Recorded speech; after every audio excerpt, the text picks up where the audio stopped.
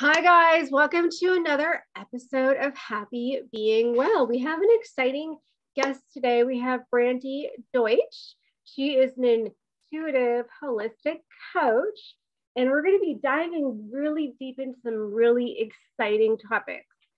We're going to be really diving deep into how we can get stuck in basically a thought prison, stuck in a box, and just recreating the same outcomes over and over again. You know, whether it's constantly jumping from job to job and recreating the same circumstances, or relationship to relationship and friendship to friendship. Like, you know, some people are just constantly feeling this stuck feeling. And we're going to be diving deep into that and unraveling that and why that happens, how to get out of it, how to finally be emotionally free and create the life that you want to experience. Before we dive deep, here's a message from our sponsor. HappyBeingWell.com is your online store for creative, high quality yoga leggings, 100% natural facial masks, crystals, sage, Palo Santo, natural candles, natural essential oils, aromatherapy diffusers, and much more organic self-care goodies at happybeingwell.com. Use code podcast25 for 25% off all leggings. So Brandy, I'm excited to have you on. We talked a little bit before the show and really loved what you had to say about, you know, how people get stuck in this like mental prison that they're just locked into. Thank you so much for having me, Rita. I really appreciate you today. I appreciate you as well. We started talking about that prior to starting the show. A lot of people struggle with this. A lot of people struggle with repeating the same kind of situation again and again and again. And it baffles them. Like it really does. It like, how did I get in this situation again? Or they want to say, how did these people just come into my life? And that's what I help people do. I help them unravel this mystery. Okay. So, you know, I know most people sometimes are not even aware that they're in this mental thought prison. And they just, you know, they can attribute it to bad luck, or it's just me, why me? And, you know, and it can lead to a really like downward spiral of like depression, isolation. So, you know, somebody like this, what's the first thing that you would say to kind of get them to realize the truth of the matter? Like the truth that it's really their triggers, it's the way they're reacting to certain situations that recreate the same results. The first thing that I would do is find out what's been happening.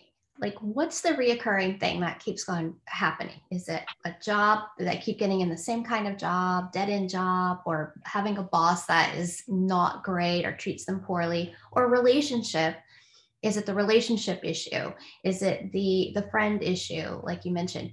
And then once we determine what keeps happening, then we go to, where did that first happen? When did that first started happening for them, when they were engaged in a relationship where they were treated poorly? It is really individualized, because sometimes it is about that boss who is treating them unfairly, or they're in a relationship that is abusive.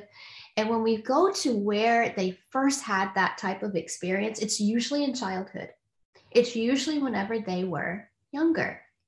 So we dig in, like we really go deep into that, and we find out more about those original experiences, because it is us who generates the belief system and the experience that keeps happening. And it's hard to believe that at first. Like, it's hard to go, well, what do you mean I'm causing this? What do you mean this is? And it's not about a cause or a fault. We never, ever want to blame ourselves for being in that situation. It's really not our fault.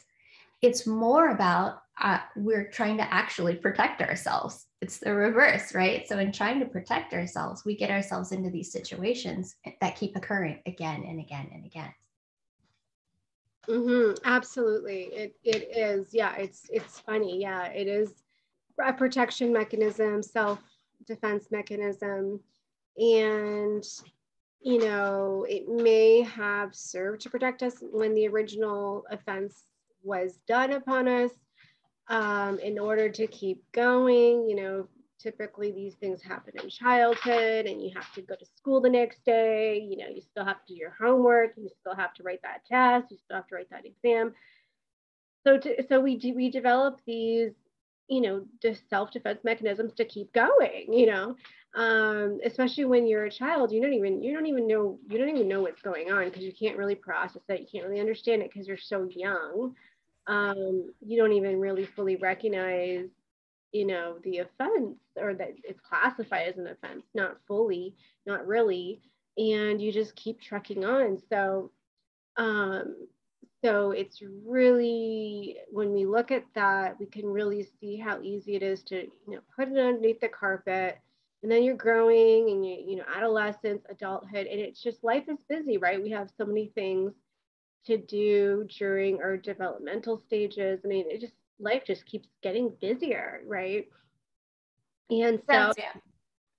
yeah, so we really,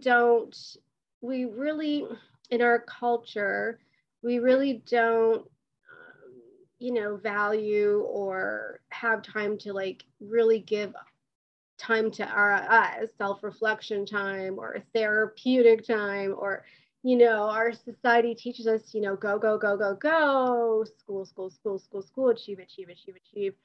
And so we can easily see how most people are just totally not fully conscious of the wounds that are just kind of living underneath the surface.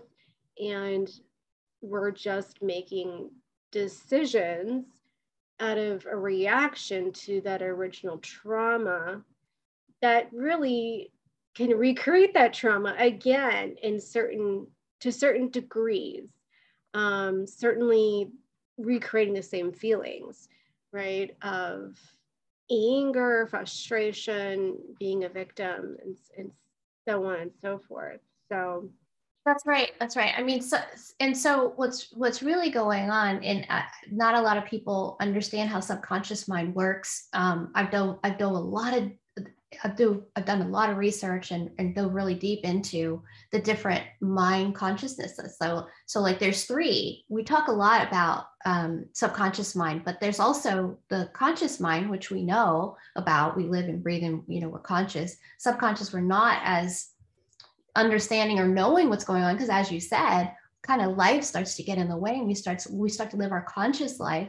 We don't think about what happened in those formative years, 1 to 7, when we were younger. That's kind of setting up the stage for how we're going to live the rest of our lives. That subconscious mind is really working during that time to figure out how to protect us. But what a lot of people don't talk about a lot is the superconscious mind. And the superconscious mind is more about intuition, understanding, spiritual growth, all these things that we can tap into as we get older, as we start to mature and figure out, oh, wait, there's a way for me to move through these things. And that's when what we call, kind of waking up to our intuitive nature, our gifts, our connection, spiritual connection. And that's what makes us go down deeper into our subconscious. So with that, I mean, once we figure out kind of what's happening in the subconscious mind, where was the origination, what kind of beliefs did we create, and which ones came over from the DNA. And a lot of times people don't talk about this either, but how our parents can pass, and this research around this too, how our parents pass on their beliefs through the DNA. And we can choose to grasp them or not, depending on what actually happens in our life, what we experience. But a microbiologist, Bruce Lipton, talks about this in his book, Biology of Beliefs, where we can get those programs, those subconscious belief programs through our parents. And that's, again, like I said, not our fault, not our parents' fault. It's just something that we take on And then we work through to get more into that conscious and subconscious mind so that we can live the kind of life that we want to live, not the one we've just been kind of handed down from generation to generation.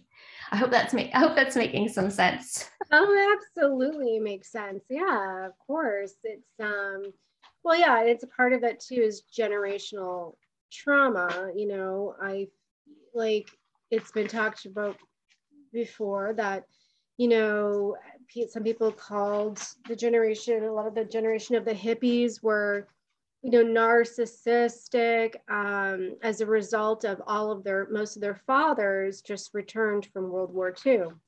So, you know, they experienced, their homes were not happy, you know, due to the trauma that their fathers had experienced during World War II.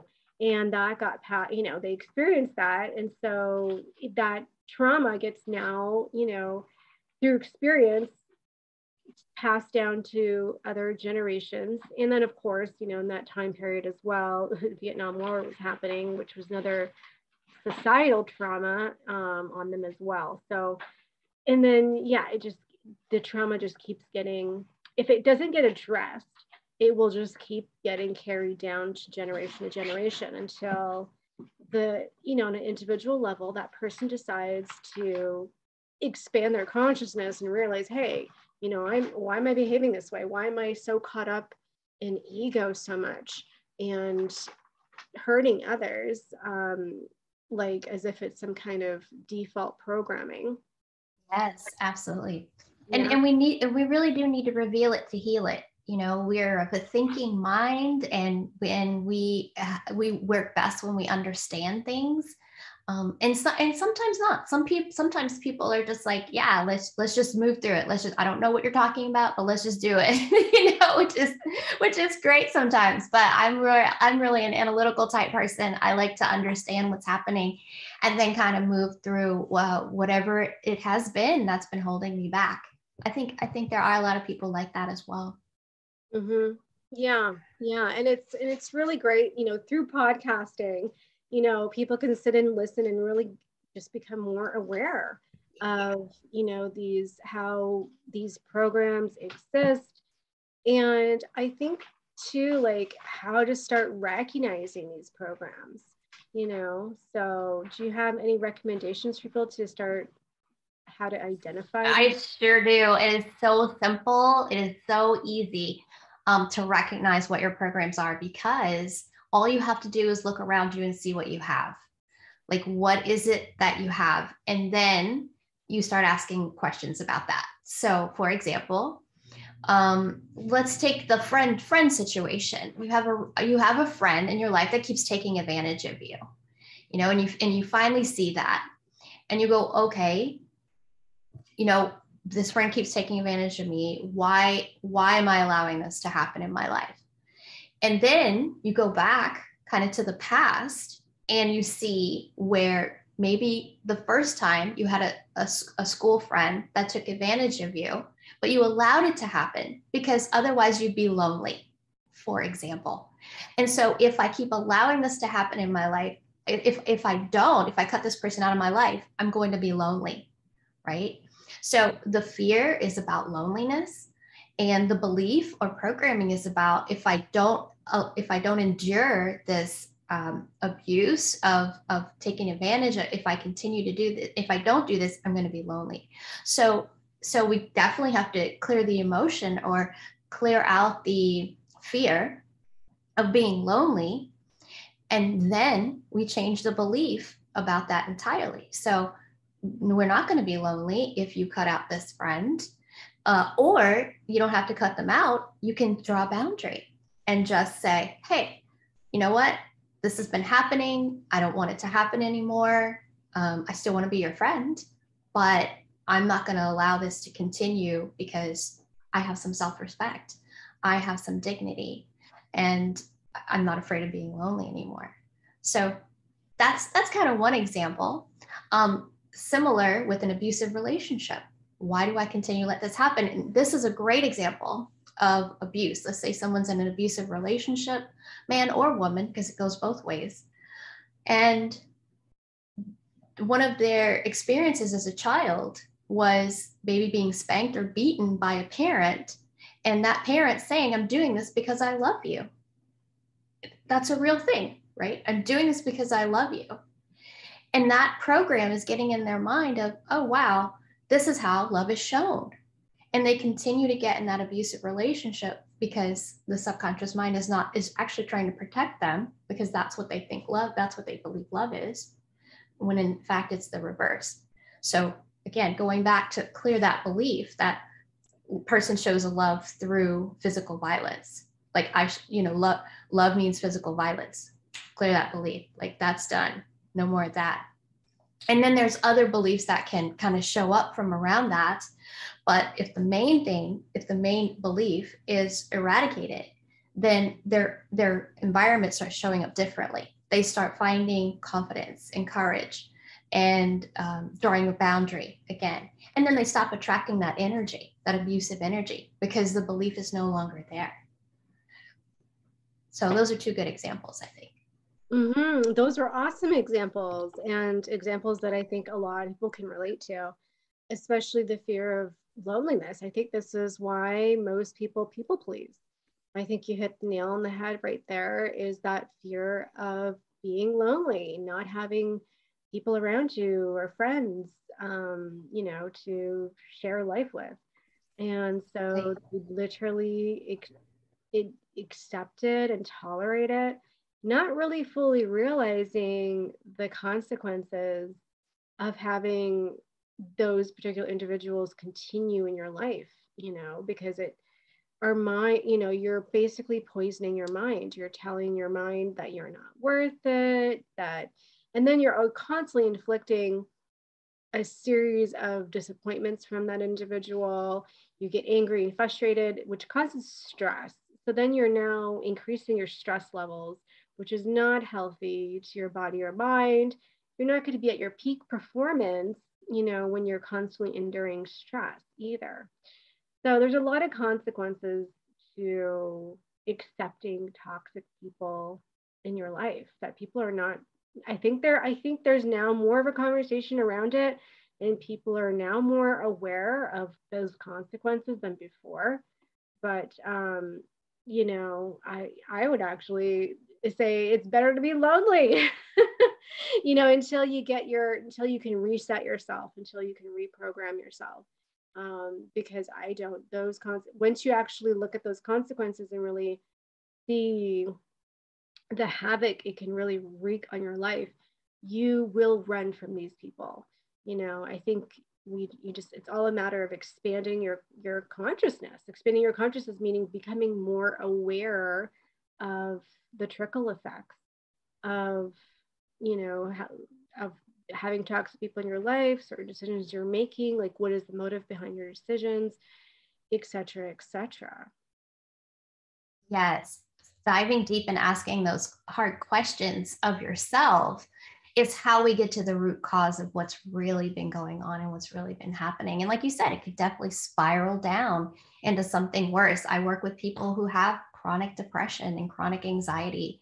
And one of the things that I tell them to put in their self-love toolkit is having your tribe, your community, those who you know can support you. I call the high vibe tribe.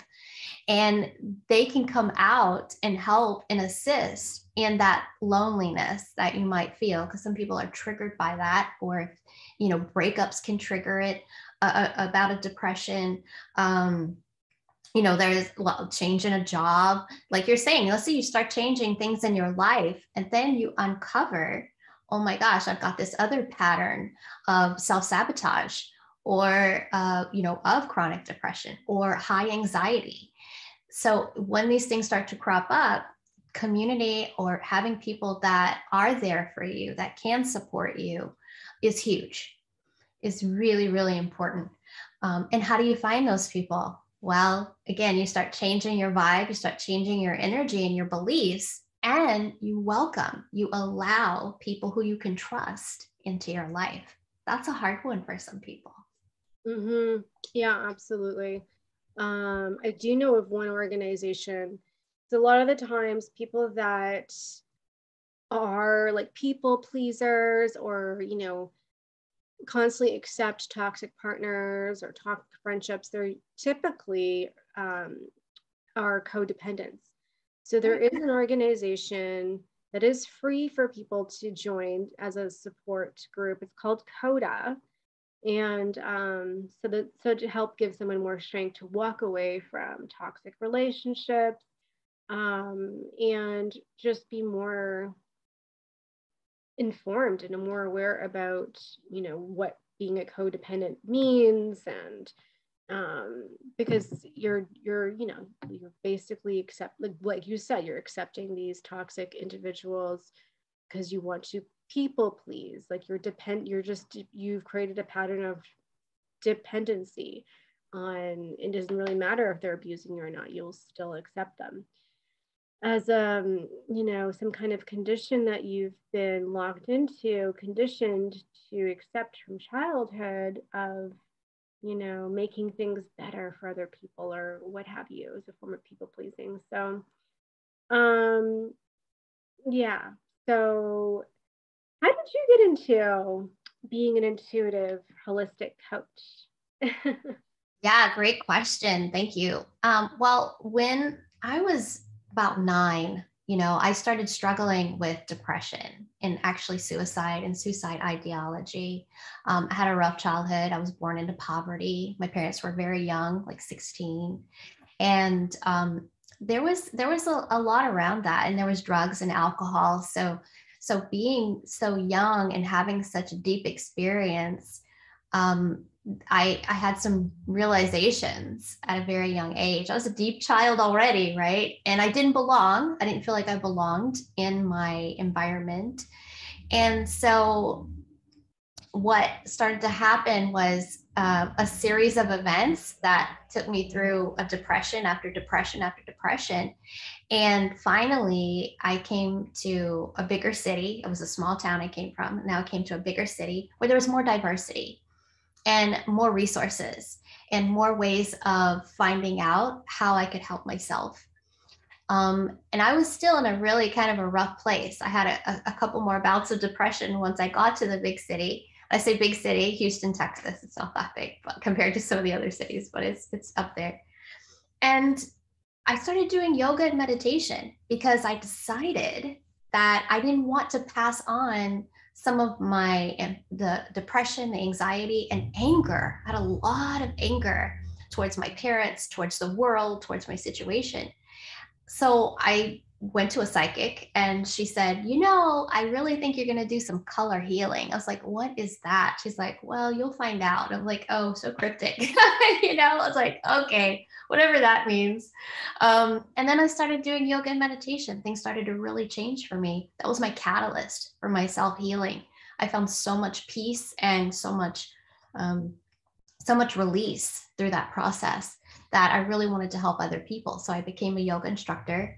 I really wanted to teach children because of my experience as a child. If I knew as a child what I knew as a young adult, things probably would have been a lot different for me.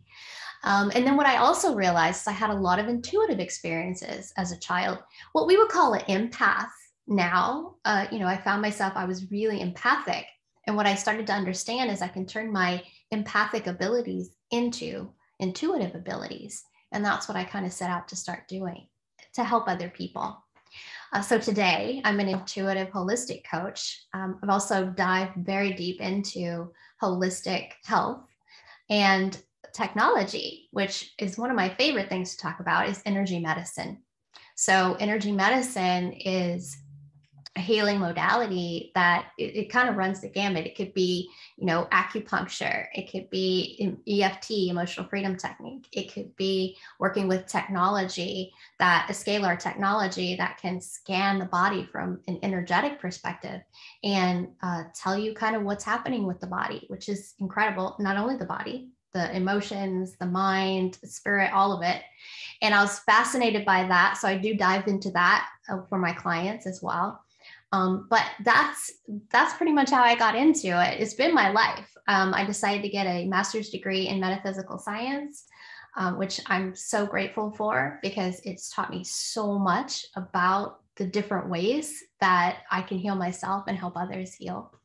But yeah, that's pretty much how I got into it. And I'm super excited to be working with people that have chronic depression, because that's been my story. That's been how I started to get into what I'm into right now. Awesome. I love that. I love that. Yoga and meditation. Awesome. And color therapy. That is awesome. I love that.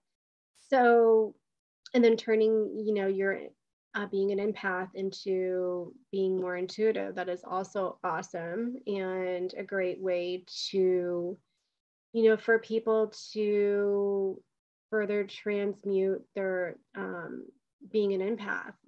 I think sometimes some people feel like it can be a blessing and a curse, being an empath, but, using that to tap into higher levels of intuition is that is really ideal, because, then you can better, make better decisions. You can, Protect yourself. Yeah, like really protect yourself. I think one of the biggest problems with empaths is they feel everybody else's emotion, especially when the world goes topsy-turvy, like what happened with the response to COVID. I mean, I definitely felt very emotional. I'm sure, we were in a loneliness epidemic before the pandemic. So for this, for the whole thing to happen the way that it did, it sent a lot of people into a downward spiral because of their empathic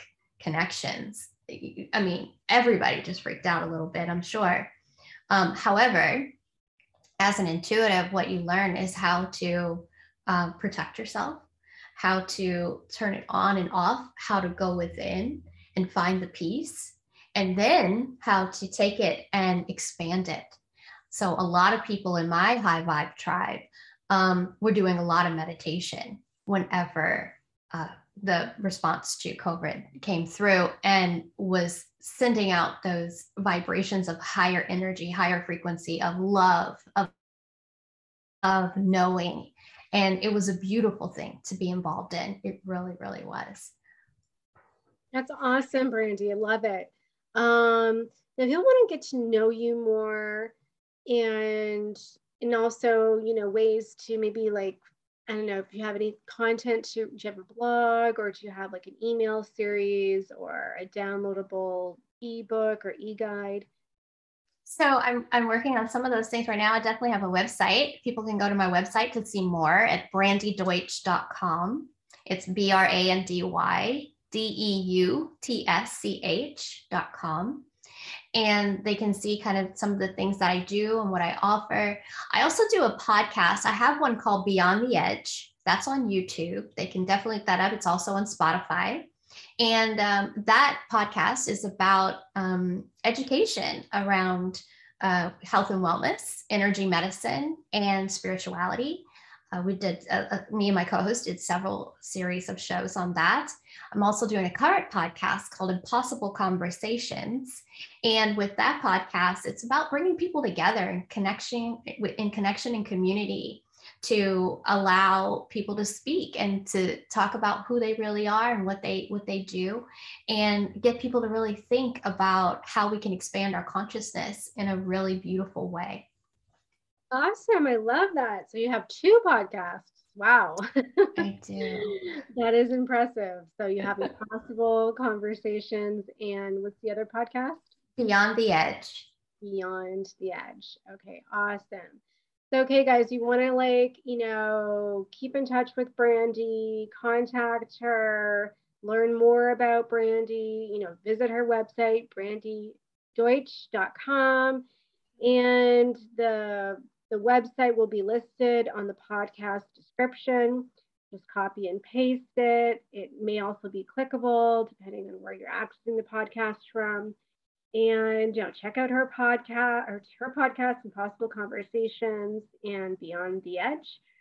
And thank you so much, Brandy, for showing up today, pouring into my audience, sharing your remarkable story. It's very impressive that you've overcome those, challenges from childhood. I can only imagine, what that must have been like, and where you are today. Like, you're fabulous and you've come a long way. It's awesome. And you're helping other people.